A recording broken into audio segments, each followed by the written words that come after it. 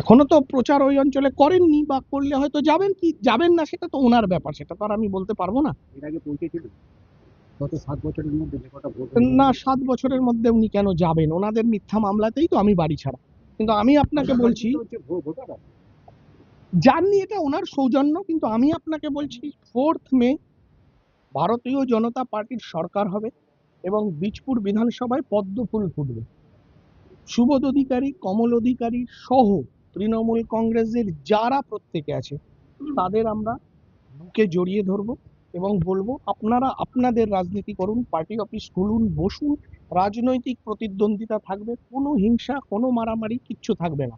যারা আমাদের বিজেপি কর্মীদের মেরেছে, বিজেপি কর্মীদের খুন করেছে, সৈকত বহালকে খুন করেছে, তাদের বিচার হবে, সেটা আইন মেনে হবে। আপনি যাবেন রাজনৈতিক সৌজন্য দেখাতে বর্তমান তৃণমূল প্রার্থী এবং বিধায়কের বাড়িতে? ওই অঞ্চলে যখন যাব তার বাড়িতে অবশ্যই যাব। তার বাড়িটা তো, আমি যখন ওই অঞ্চলে প্রচারে যাব তখন উনি তো ভোটার, সেটা তো আমার বাইরে নয়।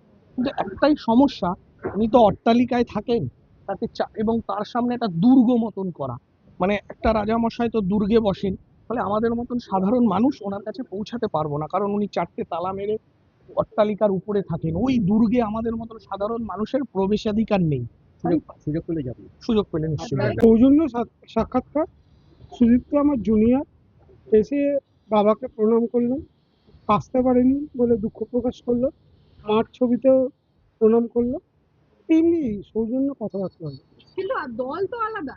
বা থাকতেই পারে, পশ্চিমবাংলার সংস্কৃতি কৃষ্টি যা আছে, একজন মানুষ আর একজনের পাশে দাঁড়াবে, এটাই তো কাম্য। কিছুদিন আগে আমি বৃত্তিহারা হয়েছি, ও আসতে পারিনি, এখন এসে আমার পাশে দাঁড়িয়েছে, এইটুকুই কথা হয়েছে।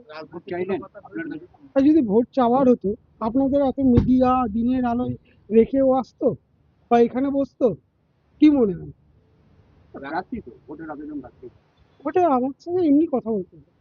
প্রার্থী হিসেবে তো সবাই সবার কাছে ভোটের আবেদন রাখতেই পারে। তিনি বললেন আপনার কাছে আশীর্বাদ চেয়েছেন, আপনি আশীর্বাদ করলেন তার জয়ের জন্য। আমি বলেছি ভালো রেজাল্ট করে। তিনি আলোতে আসার মানে কি আপনার মানে কোন একটা কোনো একটা মানে জল্পনা কিন্তু একটা উস্কে গেছে। তো কেউ কারোর বাড়িতে গেলে তো জল্পনা উস্কে যাবেই।